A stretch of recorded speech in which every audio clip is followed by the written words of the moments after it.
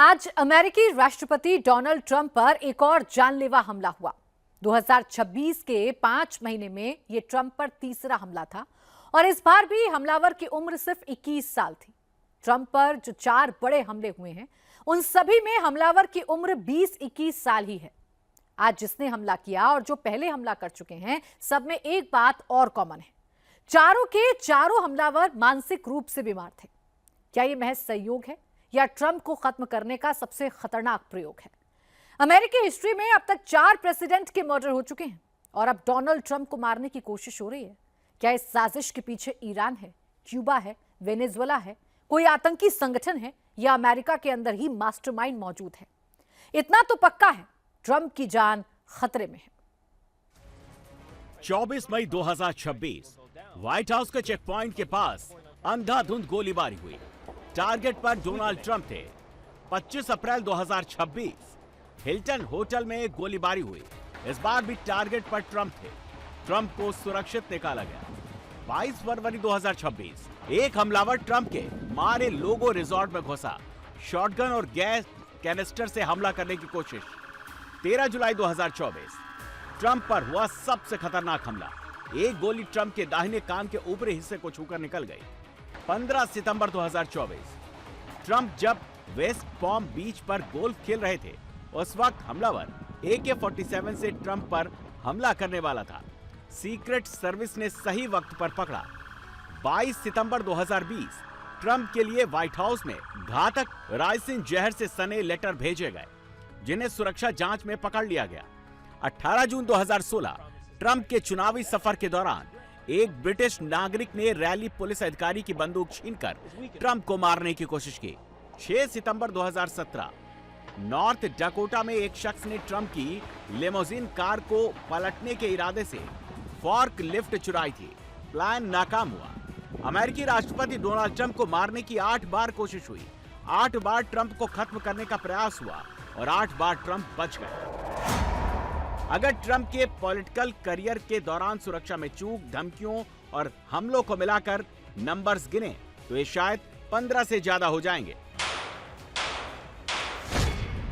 कभी खून बहा, कभी बीच महफिल में बचाकर निकालना पड़ा,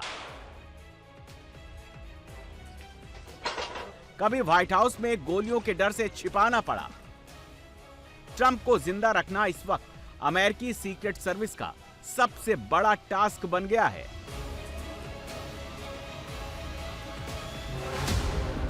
आखिर ट्रंप को मारना कौन चाहता है? ट्रंप को मारने का ऑर्डर कौन दे रहा है? ट्रंप को खत्म करने की साजिश कहां से बन रही है? जो अमेरिकी राष्ट्रपति की गद्दी पर बैठता है, वो दुनिया का सबसे ताकतवर इंसान बनता है।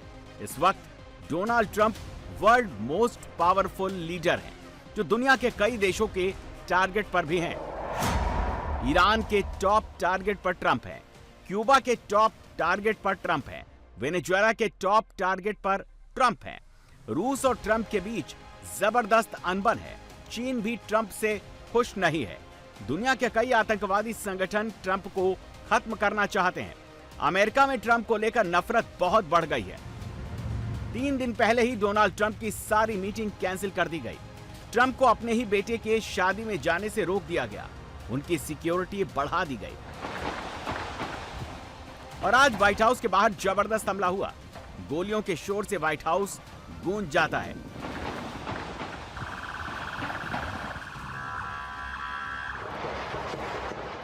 जब व्हाइट हाउस के बाहर हमला हुआ, उस वक्त कई टीवी शो के एंकर्स मौजूद थे।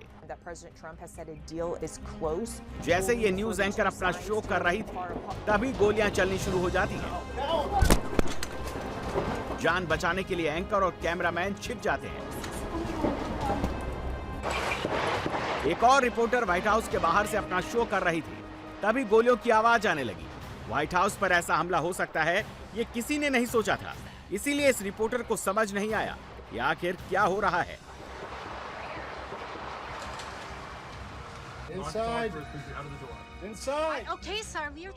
जैसे ही व्हाइट हाउस अंडर अटैक आया, वैसे ही टोटल कंट्रोल सीक्रेट सर्विस ने अपने हाथ में ले लिया। Inside.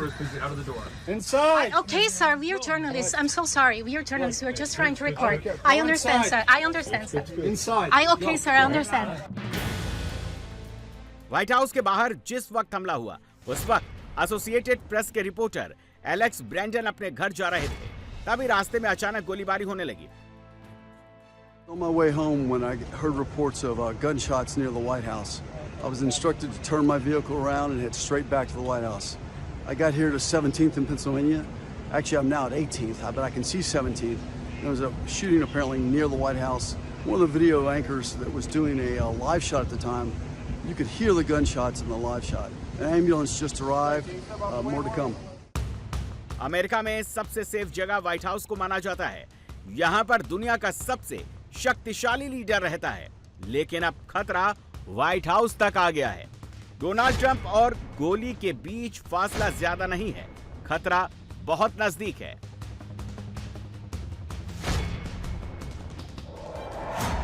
चौबीस मई को व्हाइट हाउस से 300 मीटर दूर गोलीबारी हुई।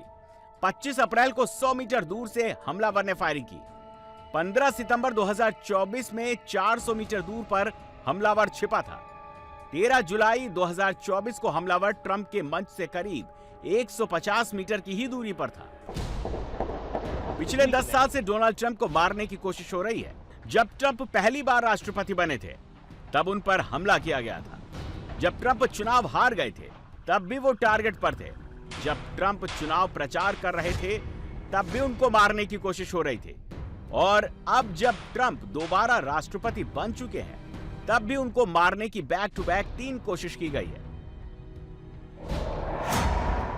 डोनाल्ड ट्रंप पर करीब 10 गोलियां चल चुकी हैं। ऐसा नहीं है कि खतरा सिर्फ ट्रंप पर है, टारगेट पर सिर्फ ट्रंप है, बल्कि पूरी ट्रंप फैमिली पर बहुत बड़ा खतरा मंडरा रहा है। इवांका डोनाल्ड ट्रंप की सबसे बड़ी बेटी हैं। इनको ट्रंप का उत्तराधिकारी की तरह देखा जा रहा है। ट्रंप सबसे ज्यादा इवांका को प्यार करते हैं। क्या इसीलिए इवांका को अब टारगेट पर लिया जा रहा है? इवांका की हत्या का प्लान बनाने वाले शख्स को अमेरिका में गिरफ्तार किया गया। उसकी पहचान 32 साल के मोहम्मद बाकेर साद दाऊद अल सादी के तौर पर हुई, जो ईरानी जनरल सुलेमानी का बदला इवांका को मार कर लेना चाहता था। 2021 में अल सादी ने सोशल मीडिया प्लेटफॉर्म एक्स पर एक मैप भी पोस्ट किया था। उस मैप में फ्लोरिडा का वही इलाका दिखाया गया था जहां इवांका रहती हैं। पोस्ट के कैप्शन में लिखा था, बदला सिर्फ वक्त की बात है। इतना साफ है कि ट्रंप और उनकी फैमिली पर नजर रखी जा रही है। ट्रंप एंड फैमिली की रेकी की जा रही है। उनकी रूटीन स्टडी हो रही है। ट्रंप पर खतरा बहुत बड़ा है। ऐसा नहीं है कि इस बात से डोनाल्ड ट्रंप अनजान है या उनको इसका एहसास नहीं है। उनकी जान खतरे में है। इसका एहसास ट्रंप को अच्छी तरह से है। कई बार ट्रंप इस बारे में खुलकर बोल चुके हैं। Because it's my life and I want to live because I want to make this country great. That's why I want to live. But when you're impactful, they go after you. When you're not impactful, they leave you alone. अभी Donald Trump चीन के दौरे से वापस लौट कर आए हैं। चीन में वो बड़ी बड़ी डील करने गए थे, लेकिन वहां पर डायलॉग तक नहीं मार पाए। चीन से वापस आने के बाद 2 बार ट्रंप मरने का जिक्र कर चुके हैं। We're doing very well, by the way. Well, first of all, Venezuela was unbelievable, right? Now Iran, their navy's gone, their air force is gone, everything's gone, their leaders are gone. And if you read the fake news, you'd think they're doing just fine. They're not doing just fine. They want to settle so badly. We have the greatest military. I just got back from China, President Xi. Good man, good man. And I'll get killed for saying that. They'll say, oh. America Iran में जंग लड़ रहा है, लेकिन खतरा America के अंदर तक पहुंच चुका है। डोनाल्ड ट्रंप अपने बेटे की शादी में शामिल नहीं हो सके। अगर वो वहां जाते तो क्या हो सकता था, इसका खुलासा खुद ट्रंप ने किया। He'd like me to go, but it's going to be just a small little private affair, and I'm going to try and make it. I'm in the midst. I said, this is not good timing for me. I have a thing called Iran and other things. That's one I can't win on. If I do attend, I get killed. If I don't attend, I get killed. By the fake news, of course, I'm talking about. 21 मई को Trump ने कहा था कि उनकी जान को खतरा है और 24 मई को व्हाइट हाउस के बाहर गोली चलती है। एक बात गौर करने वाली है, ट्रंप पर हमला करने वाले को तुरंत मार दिया जाता है। जुलाई 2024 में भी हमलावर को मार दिया, लेकिन उसको किसने ऑर्डर दिया था, किसने भड़काया था, ये आज तक नहीं पता चल पाया। व्हाइट हाउस के बाहर भी हमलावर को तुरंत मार दिया गया। ट्रंप को मारने का ऑर्डर किसने दिया अभी तक नहीं पता चला, लेकिन एक बात कॉमन, ट्रंप को मारने के लिए यूथ का इस्तेमाल हो रहा है, जेनजी को आगे किया जा रहा है। 24 मई 2026 को नासिर ब्रेस्ट ने व्हाइट हाउस में गोली चलाई, उम्र 21 साल, मार दिया गया। 3 जुलाई 2024 को थॉमस मैथ्यू क्रूक्स ने ट्रंप पर गोली चलाई, उम्र 20 साल, ऑन स्पॉट मारा गया। 22 फरवरी 2026 को ऑस्टिन टकर मार्टिन ट्रंप को मारने की कोशिश करता है, उम्र 21 साल, मुठभेड़ में मारा गया। इसके अलावा 18 जून 2016 को माइकल स्टीवन को ट्रंप को मारने की कोशिश की, उम्र 20 साल, पुलिस ने जिंदा पकड़ा। 20-21 साल के यंग लड़के जिसके सामने उनकी पूरी जिंदगी पड़ी है, इन लड़कों ने जिंदगी में एक बार वोट डाला होगा। अमेरिका में वोट डालने की उम्र अभी 18 साल है। 1971 तक अमेरिका में वोट डालने की उम्र 21 साल थी। यानी जिन्होंने भी ट्रंप पर हमला किया, वो हमलावर हथियार लेकर आए, उनको पॉलिटिक्स की इतनी समझ नहीं होगी, ना ही हथियार के इस्तेमाल करने की। अमेरिका दुनिया का ऐसा देश है जहां पर कम उम्र में हथियार खरीद सकते हैं, जिसका फायदा उठाया गया। अमेरिका में शॉर्ट गन खरीदने के लिए 21 साल की उम्र है। लॉन्ग गन यानी राइफल AR-15 के लिए 18 साल की उम्र निर्धारित है। कैलिफोर्निया, फ्लोरिडा, कोलोराडो और न्यूयॉर्क जैसे कई राज्यों ने सभी हथियार खरीदने वालों के लिए कम से कम 21 साल की उम्र का प्रावधान कर दिया है। यानी जैसे ही हथियार खरीदने की उम्र हुई, इन्होंने ट्रंप पर गोली चला दी। यह सुनने में थोड़ा अजीब नहीं लगता? डोनाल्ड ट्रंप पर हमला करने वालों में एक बात और कॉमन है, ये सब यंग हैं और सब के सब मानसिक रोगी हैं, किसी तरह की मेंटल बीमारी से जूझ रहे हैं। व्हाइट हाउस के बाहर गोली चलाने वाला नासिर बेस्ट मानसिक रूप से बीमार था। ट्रंप पर गोली चलाने वाला थॉमस मैथ्यू भी डिप्रेशन क्राइसिस से जूझ रहा था। ऑस्टिन टकर मार्टिन भी मानसिक रूप से बीमार था। माइकल स्टीवन का भी मानसिक बीमारी का इलाज चल रहा था। सब यंग, सब ने हमला किया और सब मानसिक बीमारी के रोगी। ये संयोग नहीं बल्कि ट्रंप को मारने के लिए कोई बहुत बड़ा प्रयोग है, जिसके तार कहां से जुड़े हैं ये पता लगाना होगा। तो सबसे पहले नासिर बेस्ट केस को अच्छी तरह स्टडी करना होगा। इस वक्त व्हाइट हाउस के बाहर जबरदस्त सिक्योरिटी है। सीक्रेट सर्विस और नेशनल गार्ड्स तैनात हैं। छतों पर स्नाइपर्स मौजूद हैं। पूरा इलाका सर्विलांस पर 24/7 रहता है। व्हाइट हाउस में एंट्री बिना पास के नहीं होती। इतनी सेफ जोन पर कोई गोली चलाएगा तो क्या होगा, ये नासिर बेस्ट की मौत के साथ समझा जा सकता है। लेकिन एक बात समझ में नहीं आई, पिछले 1 साल से नासिर व्हाइट हाउस की रेकी कर रहा था। क्या ट्रंप को मारने की फिराक में था? क्योंकि व्हाइट हाउस में घुसने की नासिर की यह पहली कोशिश नहीं थी।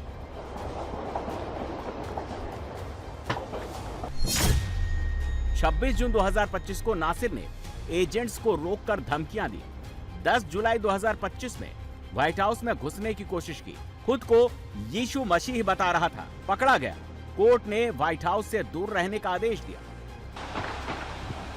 नासिर बेस्ट को लगता था कि वो गॉड है और उसको व्हाइट हाउस में ससम्मान ले जाया जाना चाहिए, लेकिन उसके दिमाग में कुछ और भी चल रहा था।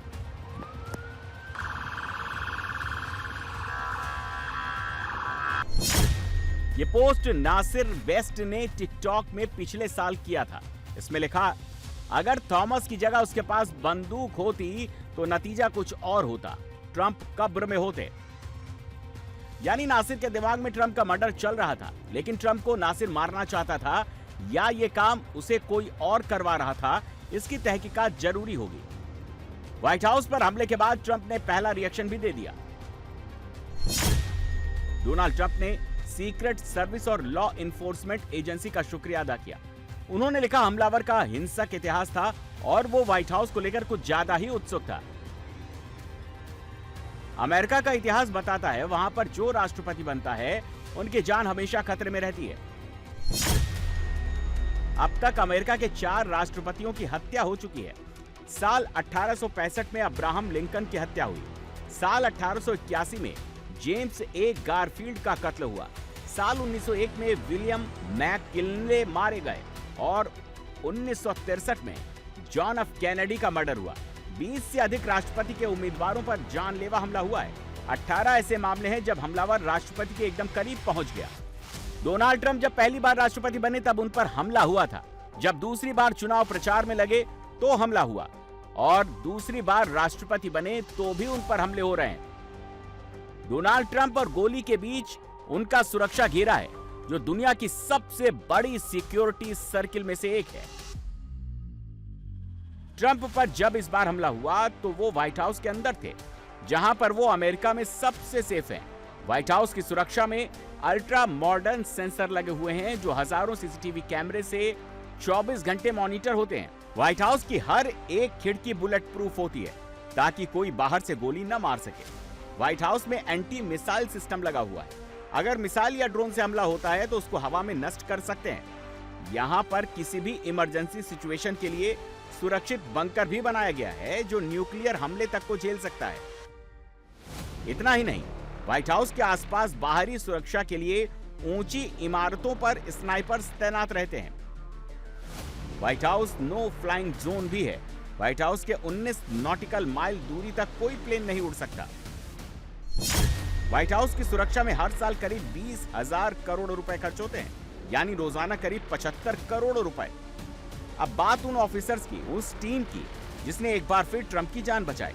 अमेरिकी सीक्रेट सर्विस में करीब 7,000 एजेंट्स और अधिकारी शामिल हैं, जो 365 दिन 24/7 ट्रंप की सुरक्षा में तैनात रहते हैं। ट्रंप तक पहुंचने के लिए पहले इनसे सामना करना होगा। व्हाइट हाउस में सेकंड लेयर में सीक्रेट सर्विस वाले तैनात होते हैं। इन्होंने ही बेस्ट को मारा। भीड़ में साधारण कपड़े में दिखने वाले ये एजेंट पलक झपकते ही किसी भी खतरे को भांप लेते हैं। इनके पास बुलेट प्रूफ गाड़ियां, आधुनिक हथियार और सुरक्षा के ऐसे उपकरण होते हैं जो किसी भी हमले को नाकाम करने में सक्षम है। सीक्रेट सर्विस को बिना वारंट के गिरफ्तार करने का कानूनी अधिकार है। इसके अलावा जिस पर शक है उसकी जांच करने का अधिकार है। सीक्रेट सर्विस के एजेंट्स राष्ट्रपति, उपराष्ट्रपति और उनके परिवारों के साथ हमेशा साए की तरह चलते हैं। जो विदेशी लीडर व्हाइट हाउस आते हैं उनकी सुरक्षा भी सीक्रेट सर्विस के हाथ होती है। ऐसा नहीं है जो अमेरिकी राष्ट्रपति रिटायर हो जाते हैं या अपना कार्यकाल पूरा कर लेते हैं या दोबारा चुनाव हार जाते हैं, उनको सीक्रेट सर्विस सुरक्षा नहीं मिलती, बल्कि पूर्व राष्ट्रपति और उनके 15 साल से कम उम्र के बच्चों को भी जीवन भर या तय वक्त तक सुरक्षा मिलती है।